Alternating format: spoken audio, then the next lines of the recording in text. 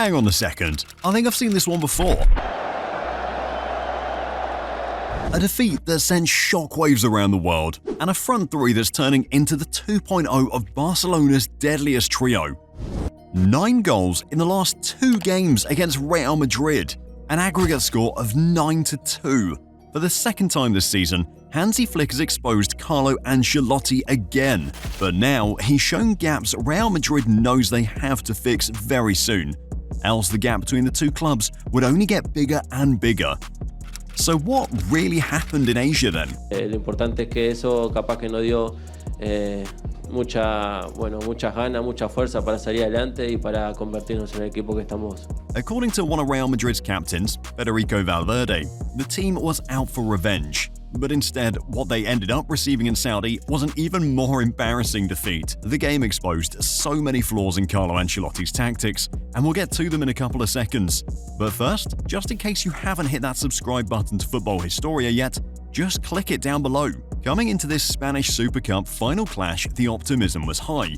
How important is it to win tomorrow's match, considering what's left of the season?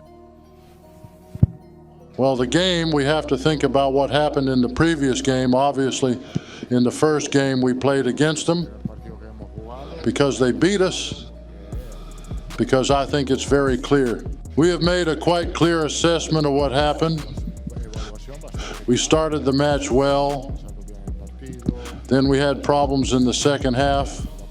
Head coach Carlo Ancelotti confirmed this. He even went ahead as saying the problems and issues the team had against Mallorca in the semi-final had been resolved. But what happened out in Saudi was the complete opposite. To lose a final is a bad thing already for Real Madrid. To lose a final to the arch-rivals Barcelona makes it even worse. But to lose a final to Barcelona in the way they did was horrible. I know I used the word horrible already, but it seems I might have to again, because that's because of the tide coming into this one. See guys, while Real Madrid had managed to pick up a bit of form leading up to the Clásico, Barcelona had dropped points in 4 of the last 8 games, including losing back-to-back at home against Leganes and Atletico Madrid. Hansi Flick's team put on that sort of performance that the world couldn't stop talking about. Recent form suggests it should have been close, but in reality, should it? Luis, were you surprised to see Real Madrid this disjointed, especially knowing what happened in October, the fact that Carlo Ancelotti had even said they'd look back at that game to learn lessons from it?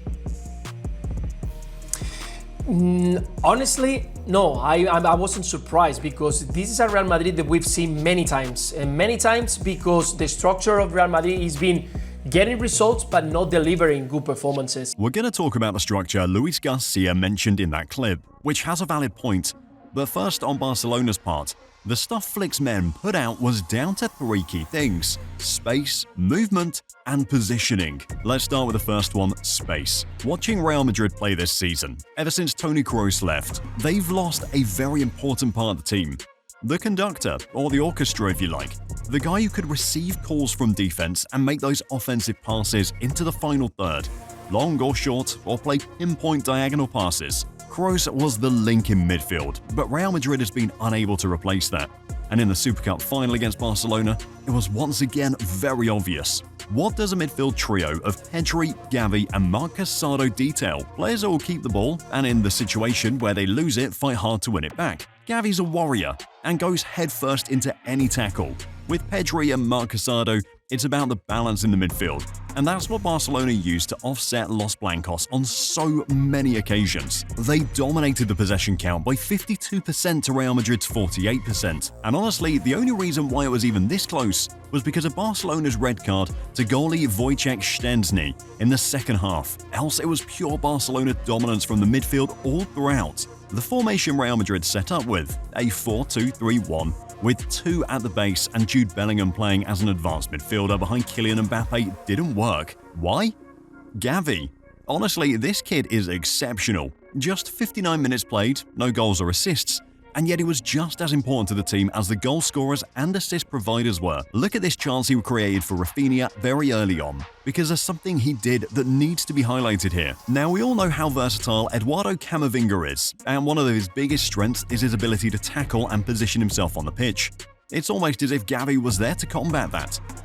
The numerical strength Barcelona had in midfield meant Eduardo Camavinga had to detail someone on several occasions, which most times had to be Gavi. And on his part, Gavi used clever runs to pull Camavinga into spaces he didn't want to be in or had him chase him back, like the clip we just saw for the earlier chance. Then again, he doesn't directly get the assist for this, but all that tireless energy and running ultimately created a goal-scoring opportunity for his team in the first half. Won the penalty off Eduardo Camavinga, and Robert Lewandowski duly converted. Gavi doing this allowed Pedri and Marc Casado to pull the strings and control the game. But credit to Real Madrid, they did manage to create chances on a couple of occasions, even scoring the opener. But that was always going to be it. As good as it would get for Real Madrid, the best chances they managed to carve out were on the break. In terms of actual gameplay, particularly in that first half, they were no match for Barcelona's superiority in midfield and attack. Which brings us to the second key thing Barcelona used to exploit Real Madrid on the night: movement. For this one, let me take you back a few seasons. One of the reasons Antonio Rudiger became so lauded at Real Madrid was his ability to stop some of the best centre-forwards in the world,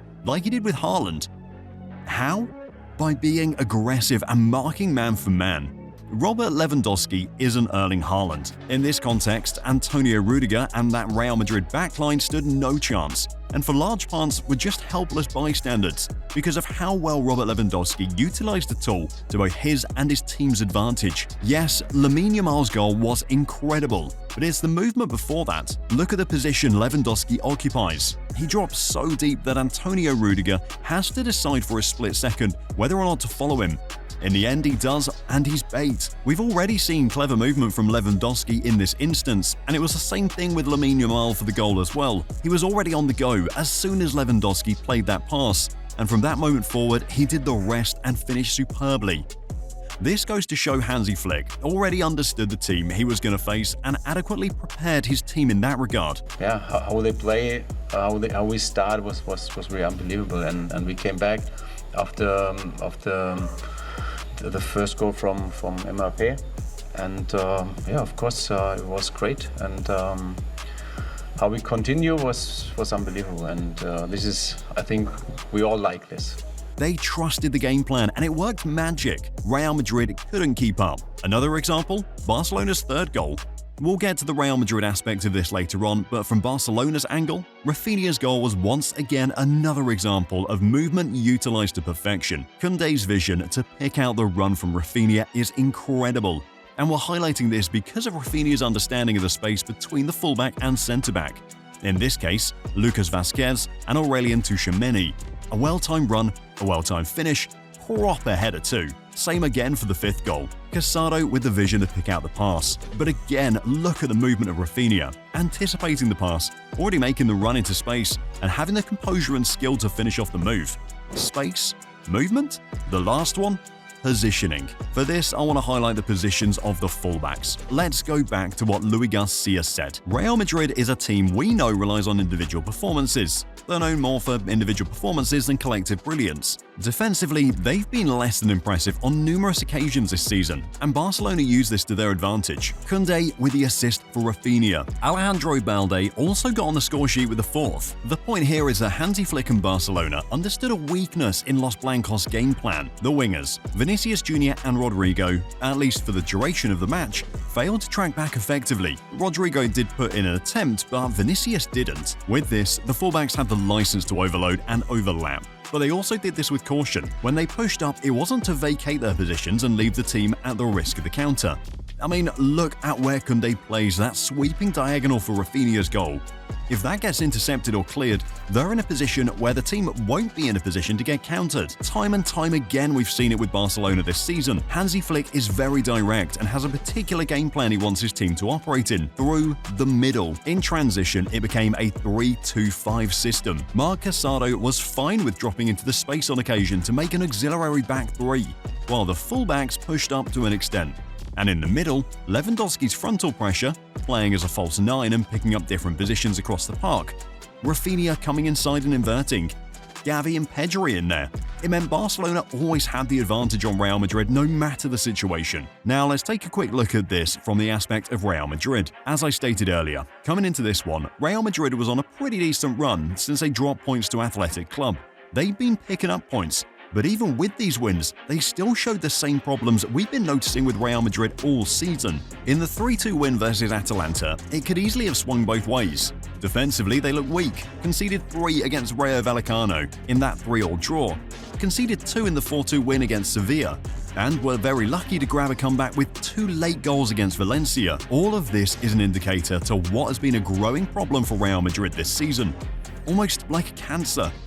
Real Madrid does not know how to defend. I mean, it's glaringly obvious that the focus has been so much on the attacking displays this season that they've neglected the balance and defensive aspect of the team. I'm looking at the lineup again, and I can't believe I'm saying this, but it's almost like Carlo Ancelotti set his team up to fail.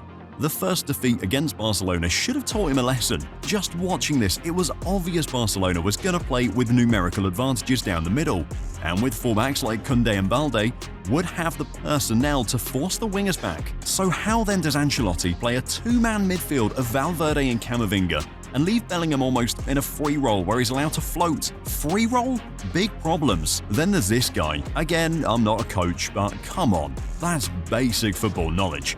Carlo Ancelotti can get away with playing Aurelien Tchouameni at centre-back for a couple of games, but in a game as big as that, he was always going to get found out, and he did badly. It was on display for Lamine Yamal's goal. He puts in a lazy tackle and isn't sure whether or not to fully commit. When Rudiger pushes up, he's seconds late to realise it and drops back too much. This isn't to say he's a bad player, but he just simply cannot continue as centre-half for Real Madrid, unless Ancelotti is willing to allow results like this. Right back, Real Madrid? Big problems.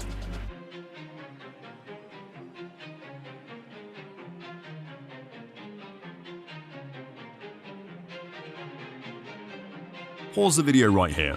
There's so much space for Raphinha, man. I mean, with the quality he's got, if he wanted to, he could take an extra touch, bring it down, or finish first time, which he did. Lucas Vazquez had a horrible game versus Barcelona. He couldn't cope with the game plan Barcelona had from that left wing, was stuck between when to push up, when to drop back, when to come in, and the crazy part about all of this is that these are signs that have been obvious for large parts of the season. Real Madrid needs solutions in that position. We're halfway through January, and so far it's been the same thing. Believe what Fabrizio Romano says, and it's that Real Madrid and Carlo Ancelotti believe they've got a squad capable of seeing out the season. Like this? That's a big joke. Back to Barcelona now, and it's just reward for Hansi Flick. After the back-to-back losses against Leganes and Atletico Madrid, the bad news began building for Hansi Flick. The questions were about Barcelona as a team, dominating games but being unable to effectively kill the opposition, being sloppy in the final third, and occasionally losing focus in key moments and matches. Going behind against Real Madrid early on should have been a tough start. But you see, Hansi Flick, and you get the feeling that even if Barcelona had gone 2 goals down, they still would have been confident enough in the game plan and being able to see out the result. The context of this result is huge. This is Real Madrid, the defending Champions League and La Liga winners. They faced their arch-rivals Barcelona twice this season. The same team they beat home and away and have conceded 9 goals. From a Real Madrid perspective, but for Barcelona it cannot get any better. This Barcelona team plays like a well-oiled unit. When they concede goals, as we've mentioned earlier, they've been one-offs. When they attack, it's with precision, and Hansi Flick has been able to get the best out of his individual talents and turn them into a collective. It was like watching Neymar versus Real Madrid. Only this time he's 17 and Spanish. Lamine Yamal is a talent, clearly, but this season he's been on another level and has become a very important part of this Barcelona team. Same with Raphinha this season, already into the 30-goal mark for goal contributions, and it is still only January. If you're Carlo Ancelotti, it's crazy times. The bad part about this? Real Madrid still has to travel away to Barcelona in the league, and who knows? That match could very well decide where the title could be headed this season. Wonder what Ancelotti does about the right-back situation. Believe the rumours, and they suggest that Trent Alexander-Arnold could be a Real Madrid player in the summer, and if that's the case, there are plenty of reasons to believe why he wouldn't exactly be the best situation for Real Madrid. You want to find out the reasons why? It's all in the next video. Why Trent Alexander-Arnold might not be the best choice for Real Madrid.